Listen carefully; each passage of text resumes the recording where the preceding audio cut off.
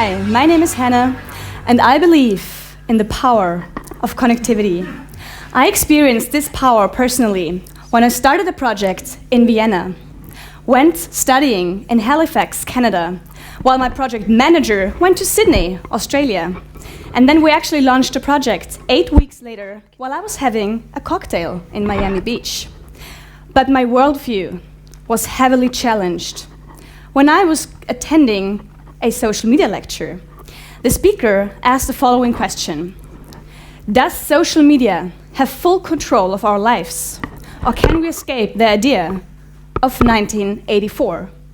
So when I hear 1984, and everyone who's read the book or even heard about George Orwell knows that it's about a totalitarian regime that tries to stop us making our dreams come true and actually being human after all. So what happens there was the clash between Cyber-Utopia and Cyber-Dystopia. Or more precise, I'm a cyber-optimist. I believe in the powers of digital technologies. But there are people out there who are cyber-pessimists who say that they're actually going to end our world as we know it. This is the digital dualism.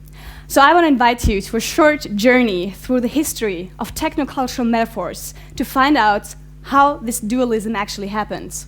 But before we can look into those metaphors, we have to ask ourselves, what exactly is a metaphor? Now a personal dream of mine comes true. I can cite a TED Talk at a TEDx talk. So I was looking into a talk from James Geary from TED Global 2009 called Metaphorically Speaking. And he was saying that metaphorical thinking is essential to how we understand ourselves and others, how we communicate, learn, discover, and invent.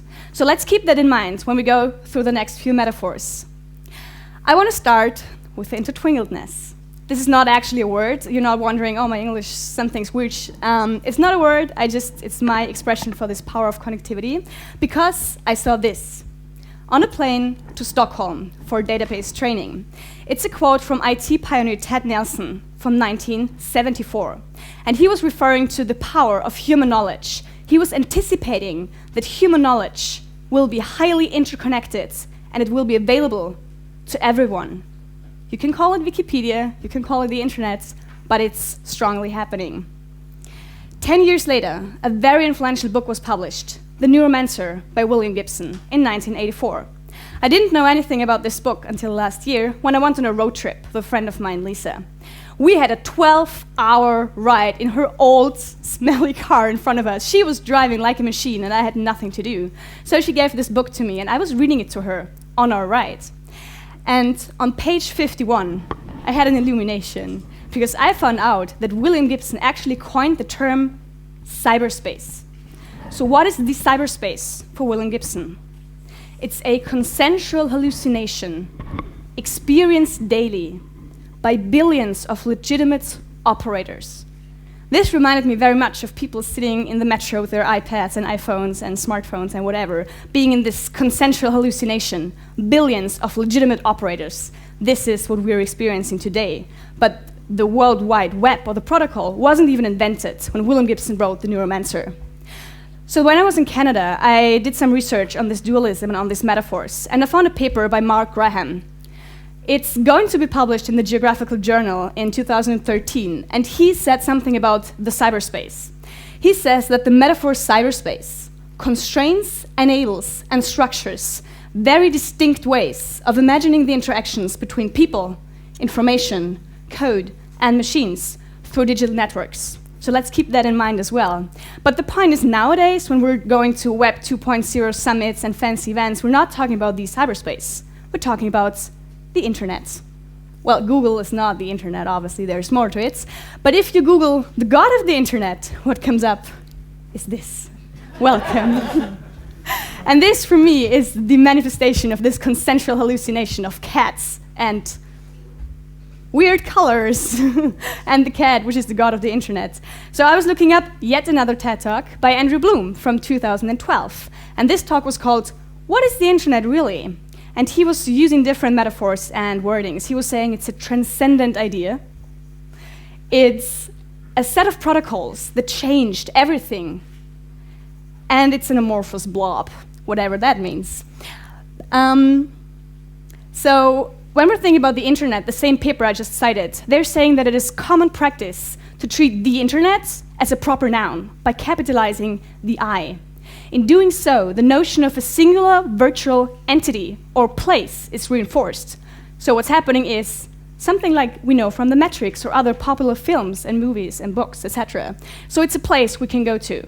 We can plug into the internet and get out of it again. We can go into the Matrix if we have the right pill, or we can get out of the Matrix again. So it's not something which is part of our reality, it's a place we go. It's a spatial metaphor. So what happens is something really interesting. I want to call it the personification through metaphors, because we're not only capitalizing the internet, but also tech companies like Google or Facebook. And then something interesting happens. When you look into popular discourse as well as academic discourse, people personify those companies and infrastructures, and then things happen, like articles being published saying, Google makes us stupid, or Facebook makes you fat, broke, and lazy. This is an actual study from the Columbia Business School in New York. It's really happening. So no matter if you're asking about the academic integrity, how the study was actually discovered, but mainstream media like Mashable are saying Facebook makes you fat, broke, and lazy. Come on. So now these companies are the trolls who are trying to make us stupid, fat, and lazy. I'm not saying we should be naive and go out there believing that everyone wants something good about or from us, but this is just a strange personification that's happening. And then it actually reminded me of something from media theory. It's called the mean world syndrome. The mean world syndrome was coined by Hungarian theorist George Gerbner in the 80s. He was looking at people who watch a lot of TV, like more than four or 5 hours a day. And he was finding out that those people, they have a certain set of beliefs. It's called the mean world index. It's 3 beliefs. Those people who watch a lot of TV, back in the 80s, believe that most people are just looking out for themselves. You can't be too careful in dealing with people. And most people would take advantage of you if they got the chance. So now I was looking into these personified metaphors. I was thinking, actually, in 2012, you could substitute most people through technologies. And then something occurs which I like to call the mean world syndrome 2.0. Technologies are just looking out for themselves. You can't be too careful in dealing with them, privacy, data, you know, and they would take advantage of you and sell your data or whatever. So this is something where I want to find out more about it, because I don't want to live in a world where I'm afraid of possibilities.